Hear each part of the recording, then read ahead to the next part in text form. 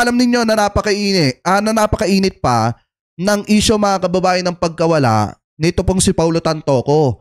Yung pagkakalink mga kababayan ng mga DD-shit kay First Lady Liza Marcos at talagang idinidiin nila eto pong si FL. Dito po mga kababayan sa pagkawala ni Tantoco. So ngayon, eto po kasi mga DD-shit na ito, talagang makikita nyo yung kamangmangan ng mga yan. Bakit natin nasabi? Kasi kung titingnan ninyo ayon po dito sa post nitong si Lance Duterte na ginawa ng reaction na mga kasamahan po nating pro-government vlogger, sabi po dito mga kababayan, ang mga taong kasama sa entourage ni Liza Marcos sa US makikita sa mga larawan na ito. Nakasama nga nila sina Juan Paulo Tantoco bago maganap ang Polvoron issue. So ngayon kung titingnan nyo, yung binilugan po nila mga kababayan, yun daw po si Paulo Tantoco. Pero hindi po yan si Paulo Tantoco mga kababayan. Yan po ay si Eto yan Yan po mga kababayan ay si Pilot Stanley ng SNUPAL, President and COO, People Asia mga kababayan. Hindi po si Paulo Tantoco itong pinapakalat nila na may bilog na kasama ni First Lady. Yan po mga kababayan ay piloto at COO ng People Asia. Napakaliwanag naman Ayan tingnan nyo dito. Eto, play natin. Bidilugan na nga. Maling tao pa. Ayan nga. Eto daw si Paulo Tantoco. Hindi po si Paulo Tantoco yan. Fake news po yan mga kababayan na dapat po ipinapaliwanag natin sa mga kababayan Pilipino po natin. Pero kahit medyo sinisipon tayo ngayon, talagang kailangan nating ipaintindi sa inyo na hindi po si Paulo Tantoco to. Eto po yan mga kababayan Pilot Stanley ng SNUPAL, President and COO, People Asia. Hindi po si Paulo Tantoco yan. Talaga naman, oo. Yan. Nagiging sirkulasyon na nga talaga ng kanilang katawan ng hindi marunong mag-research. Ay, naku talaga. Yan kasi, desperado na manira. Sabi dito, na-debunk na yan ng US Police. Kaya nga po pinipilit pa rin nila na si First Lady daw, yung kasama ni Paulo Tantoco, bago daw po mga kababayan binawian ng buhay, maliwanag nga na kung titingnan ninyo mga kababayan, bukod sa wala pang official na inilalabas ng dahilan ng pagkawala ni Tantoco, pinangunahan na po agad yan. Noong March 9, pinangunahan na po agad yan ni Maharlika. Kay Maharlika unang pumutok yung balitang yan mga kababayan. Kaya kung sino-sino at ano-ano na lang. Mali yan Tuloy natin yan dito mga kababayan. Eto, naglabas ulit ang News 5 ng balita about po sa pagkawala ni Paulo Tantoco. Ang sabi po dito mga kababayan, sa Net25, ang lihim sa pagkawala ni Paulo Tantoco. Eto, play po natin. Mainit ang diskusyon sa social media sa issue ng pagkamatay ni Paulo Tantoco, apo ng Rustans founder. Sa 4 na buwan mula nang iulat ang kanyang pagkasawi sa isang hotel sa Beverly Hills noong Marso 8, inilabas ng LA County Medical Examiner ang autopsy report. Accidental death, dulot ng epekto ng cocaine at komplikasyon sa puso. Ngunit kasi ito kumalat sa Facebook ang isang umano'y police report mula Beverly Hills Police Department. Ayon sa dokumento, natagpuan si Tantoco na walang... Saka mga kababayan, take note may nasabi si Maharlika na parang inilalaglag niya mga kababayan. Hindi nga inilalaglag niya eto pong si Tiglaw. Alam niyo naman mga kababayan, di ba naglabas ng mga police report, eto pong si Tiglaw. And then, pinaninindigan niya na yun talaga yung totoo. Ngayon, aksidente na may nasabi etong si Maharlika na masasabi po natin na talagang inilalaglag niya eto pong si Bobby Tiglaw. Ano po ngayon? I-play pa natin. Malay, sinubukang i-revive ng security at ng mga polis, ngunit idineklarang patay bandang alas 12:05 ng tanghali. Sabi ng mga DD-shit mga kababayan, fake news daw po itong inilabas ng Net25 at ng Malacanang dahil nga daw etong nakuha na impormasyon ng Net25 sa Beverly Hills Police Department mga kababayan. Eto daw po ay fake news kasi nilagyan daw po mga kababayan ng watermark ng Net25. Alam nyo ba mga kababayan, ganito po kasi yan Siguro yung ibang mga vlogger dyan na nanonood, alam nyo yan. Kapag ka meron tayo nakukuhang scoop na tayo yung nakauna na nakakuha nun, ano ginagawa natin para ma-recognize tayo ng iba na pwedeng gumamit nung nakuha natin na scoop na yon? Di ba nilalagyan natin ng watermark para makita nila na sa ating galing yon, na atin yung nakuha natin na scoop na yon. So ngayon, hindi porkit may nakalagay na net 25 na ganito, fake news po yan. Hindi po ganon. Kaya po nilagyan niya ng net 25 ng watermark nila para ma-recognize ng mga tao na sila po ang nakakuha ng scoop na yan at original na copy galing po sa Beverly Hills. Maganda yung maliwanag, mga kababayan. Ipagpatuloy pa natin. Tuloy pa natin. Nakasaad din doon ang presensya ng pulbos na hinihinalang cocaine at ang pagkakaimbestiga umano sa mga kasama niya, kabilang ang may bahay na si Dina Arroyo Tantoco, Lisa Marcos at Alexa Miro. Agad itong itinanggi ni Atty. Claire Castro, tinawag ang impormasyon na fake news at ang nagpapakalat bilang obstructionist. Ginagamit ng iba mga obstructionist para masira. Kumontakan na 25 sa BHPD para linawin ang issue. Binigyan ng himpilan ng opisyal na kopya ng incident report, kahawig ng kumalat, ngunit may nawawalang detalye. Wala sa opisyal na kopya ang bahagi tungkol sa hinihinalang drug overdose at ang investigasyon gaya sa unang ginang. Ayon kay Lieutenant Chris Coulter ng BHPD, hindi nila inilabas ang bersyong yon. Tampered daw ito at may impormasyong hindi mula sa kanila. Yan, mismong pulis na ng Beverly Hills, mga kababayan, mismong US pulis na ang nagdebunk dun sa mga nagpapakalat at nagdadawit sa pangalan ni First Lady Lisa Marcos. Alam nyo kasi, mga kababayan, ganito kasi yan. Yung balitang yan noong March 9, I think natalakay nga natin yan dito sa ating channel.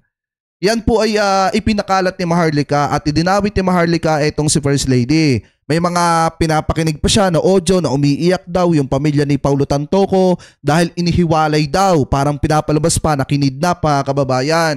Di umano. And then, bigla pong kung matatandaan nyo, di ba bigla po namatay ang issue na yan kasi nga walang maniwala kay Maharlika. Kasi alam naman po natin, mga kababayan, na si Maharlika talagang fake news peddler po yan. Gagawin po niya ng lahat, masira lamang po ang gobyerno ni PBBM. Ngayon, ipinipilit pa rin po nila na mali po itong impormasyon na inilabas ng net 25. Kasi nga daw, eto daw po ay edited. Fake news daw po ito kasi nilagyan daw po ng watermark ng net 25. Gaya nga ng sabi ko kanina, kapag ka ikaw ang nakakakuha ng unang scope, ano gagawin mo? Siyempre tatatakan mo ng logo mo yan para ma-recognize nung iba na sa'yo galing yan. So ngayon, ipagpatuloy pa natin. Hindi porket may watermark peke yung balita ha, tandaan nyo po yan. Mahalaga ring linawin. Magkaiba ang police report sa coroner's report. Ang una, base sa initial response. Ang huli, bunga ng forensic investigation. Sa mga video na lumabas, gabi bago nasawi si Tantoco, katabi siya ni First Lady Lisa sa isang dinner event. Nakita rin sila sa isang after-party event kung saan naroon din ang ilang personalidad. Noong March 8, nasa Philippine Consulate si nandito pa nga si na Enchong Di, mga kababayan FL Lisa Marcos sa umaga at tumalos sa MIFF 50 concert sa Cerritos sa gabi. March 11, nakabalik na siya sa bansa at pinangunahan ang turnover ng donasyon sa Girl Scouts of the Philippines. Sa muling yan yung mga panahon na pinapakalat ng mga DDSet, mga kababayan, na nakakulong daw po, nakadetain daw po sa LA. Ito daw pong si First Lady. Pero gaya nga po ng sabi ko sa inyo, March 10, nasa Pilipinas na si First Lady at nung March 11, mga kababayan, umattend pa nga ng Go Negosyo event. Ito pong si First Lady at yan naman po ay ipinakita ko po sa inyo noong panahon na kainitan ng issue pong ito. So ngayon, kung titingnan nyo, mga kababayan, maliwanag naman itong sinasabi ng net 25 kasi nakuha nila yung mismong scoop Nakuha nila yung mismong balita galing po doon sa Beverly Hills Police Department. And then nilagyan lamang po nila ng watermark yan para ma-recognize ng iba na sa kanila po galing yan. Buhay ng issue sa pagkamatay ni Tantoco, muling idinidikit ang investigasyon umano sa unang ginang. Hanggang ngayon, wala pa rin nakakaalam sa kung ano ang totoong pangyayari bago ang pagkasawi ni Tantoco. Tanong din ng ilan, bakit hindi kasama si First Lady Lisa sa nakatakdang biyahe ni Pangulong Marcos? Sabi dito, gusto ko mapanood yung sinampal si Maharlika ng pamilya ni Tantoco sa Beverly Hills. Alam nyo, mga kababayan, may nasagap din tayo niyan. Pero hihintay nating may maglabas pang iba bukod kay biyahe ni Koy. Hintay natin may maglabas pang iba saka natin ilalabas yung alam natin. Di umano, mga kababayan ha. Sa Amerika, nataon lang ba ang hiwalay na biyahe nito sa Saudi Arabia o sadyang isinabay para hindi makasama sa US trip? Sa kabila ng mainit na issue, hindi dapat makalimutang pribadong tao si Tantoco. Tama. May pamilyang nagluluksa sa pagkawala nito. Sa ingay ng politika, tila nakakalimutan ang mahalagang kaugalian nating mga Pilipino. Pakikiramay at pakikidalamhati. Ako po si Juan de la Fuente at ito ang datos, ang totoong kwento sa likod ng mga issue. Ayan, tuloy ulit natin yan dito mga kababayan.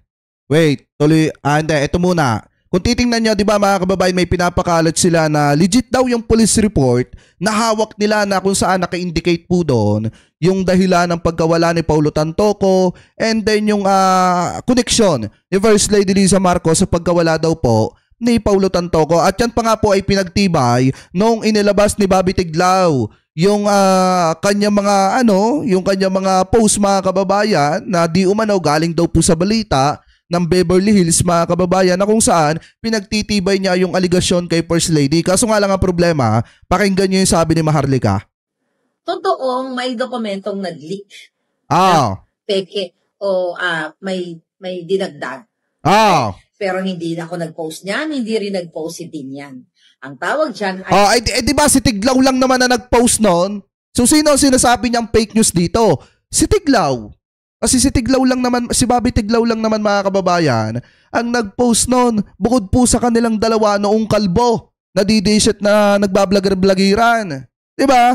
So ngayon kung titingnan nyo mga kababayan, hindi daw silang dalawa nung kalbo yung nag-post nung fake news na mga document na may dagdag na, sino pang sisisihin dyan? Di si Bobby Tiglao. Kasi tatlo lang naman sila na nagpakalat niyan. Ay taning dokumento, taning fake news. Diba? Di si Tiglao. Doon na tayo papasok, okay? Kasi naglabas na yung coroner's office na may namatay na isang 44 years old na si Tantoco, okay? May namatay at may bangkay na inuwi sa Pilipinas kasi nga namatay sa Beverly Hills ay itong aksidente. Hindi ba dapat kapag gobyerno ka, kung ang mga OFW, di ba, kapag namamatay, din totoo. Alam nyo, may hinihintay kasi ako mga kababayan yung mga open letter. Yan kasi yung hinihintay ko bago ko ilabas yung nasagap din natin. Ayon din do sa ating mga source sa ating mga panaginip mga kababayan. Hinihintay lang natin yung mga open letter dyan. I think may mga mag-o-open letter dyan. Tinututukan dapat ng gobyerno at nagbibigay dapat ng statement itong ang gobyerno. Pero bakit only for this Tantoco's death? Bakit ayaw pag-usapan? Okay? Ng gobyerno ni Marcos. Ito, may paliwanag tayo dyan. Ano yung sabi dito ni Maharlika? Dapat daw kasi mga kababayan, ang gobyerno ay nagpapaliwanag patungkol daw po sa pagkawala ni Paulo Tantoco. Kasi nga daw, pagka daw po tayo may mga kababayang OFW na binawian ng buhay, yan daw po ay pinag-uusapan. Bakit daw po bukod tangay yung kay Paulo Tantoco ang hindi daw po pinag-uusapan? Unang-una, di ba ay pinakita ko sa inyo yung video ng Net25? Huwag nating kalimutan mga kababayan na may pamilya po na nagluluksa. At bilang isang Pilipino, yung pamilyang yon, alam naman po natin na si Paulo Tantoco ay pribadong tao. Hindi po yan celebrity mga kababayan at hindi po yan politician. So ngayon, kung titingnan nyo, hindi ba masama mga kababayan, hindi makialam ang gobyerno ni PBBM doon? Dahil nga alam ng gobyerno ni PBBM na may pamilya na nagluluksa, hindi ba pwede na hayaan natin yung pamilya na makapagluksa ng maayos mga kababayan? Ang problema kasi kay Maharlika, ginawa niyang pagkakitaan yung pamilya Tantoco. Gumawa siya ng fake news para idawit etong si First Lady sa isang issue na wala namang kinalaman eto pong si First Lady. So ngayon, kung titingnan niyo mga kababayan, eto pa yung isang pagkaklaro ng Net25. I-play po natin. Nakakuha na po ang Net25 News and Information ng original copy ng Beverly Hills Police Department letter report. Ang problema, wala akong binanggit na dahilan ng pagkamatay. Wala ring binabanggit na mga taong kasama si Tantoco na isinulat sa police report, kagaya ng pangalan ni First Lady. lumalabas sa mga balita ay tampered. Fake police report ng LA, ng Beverly Hills Police Department, talagang kailangan nyo pang baguhin, ibahin ang nilalaman para lang makapanira. Desperate move. Bakit? Ito ba ang natatamang mga leader ng bansa? Okay, eto, dahil ito sa Net25. Ito, pakinggan nyo mabuti ito mga kababayan ha. Pakinggan nyo mabuti ang sasabihin nitong kalbong to. Ayan, Net25 yan ha. Galing yan sa inyo. May watermark ba? Di ba wala? Meron siya, pero it's heavily degraded. It means... Hindi. Yung pinapakita niyang watermark dito, watermark yan ng Net25. Ayun oh. May nakalagay na Net25 oh. Watermark ba? Di ba wala? Meron siya, pero it's heavily degraded. It means that this has been tampered with, the right protect has been broken, at may iniba. Nakita nyo yan? That's the trail of the watermark na na-degrade. So nawala ng watermark. Okay? So inedit yan. Ito ang tampered na document na pinost ng Net25. Kasi heavily degraded ang watermark. Again, di ba? The watermark is heavily degraded. It means that the right protect has been broken and the document has been tampered with. Malinaw yan Tell me. Cut na natin dyan mga kababayan kasi pinapalabas nila na peki po yung peki yung inilabas ng Net25 kasi nga may watermark nila. Ang problema kasi mga kababayan, gaya nga po ng sabi ko sa inyo, yung watermark kasi ng Net25 inilagay nila dyan yan mga kababayan dahil nga unang-una para ma-recognize ng taong bayan na sila yung nakakuha ng scoop sa Beverly Hills. So ngayon sabi dito, lagot yan sa Net25. Talagang lagot sila mga kababayan. Alam nyo, may payak-iyak pa nga May payak-iyak pa nga itong mga ito. Ipipilit pa rin nilang ilusot yung maling impormasyon na ginawa po nila.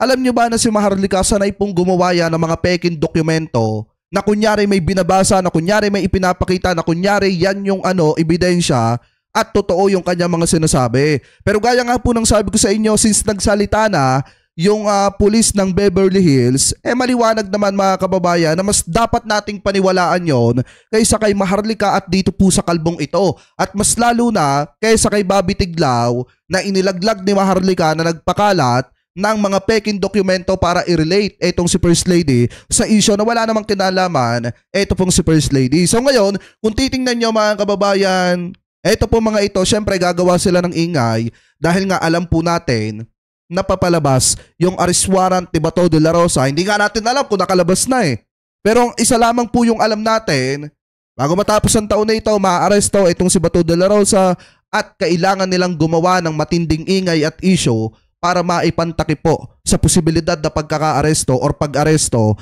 kay Senator Bato de la Rosa. Kasi nga, umiinit na naman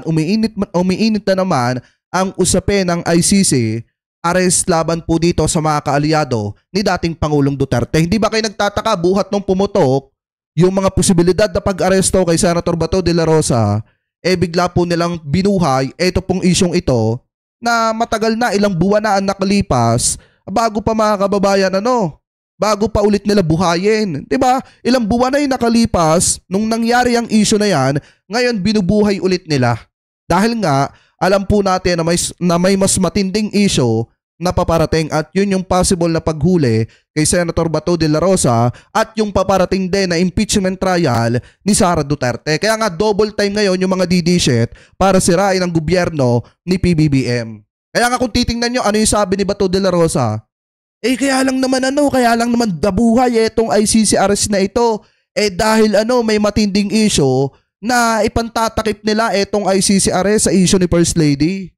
Di ba mga kababayan, biruin nyo sinakyan na rin ni Bato de la Rosa yon kasi nga nasa plano yan na mga kaalyado ni Duterte. Ang problema nga lang mga kababayan, mukha at ang sasabit sila dito kasi nga basta may mga maglalabas dyan ng open letter, hintay-hintay nyo lang na susoplahin eto pong mga ito. Anyway, mga kababayan, at least maliwanag po na ayon po sa Net25, kinlaro naman ng Net25 yan na nakakuha sila ng impormasyon sa Beverly Hills Police Department at sinasabi po ng Beverly Hills Police Department na tempered po yung mga ipinapakalat at nagsisirculate sa mga social media na mga dokumento ng ulat ng pagkawala ni Paulo Tantoco. Ibig sabihin, pineki po yan ni Maharlika at na itong kalbong ito at nung si Bobby Tiglao. Sila na naglalaglagan dyan at maglalaglagan pagdating sa huli.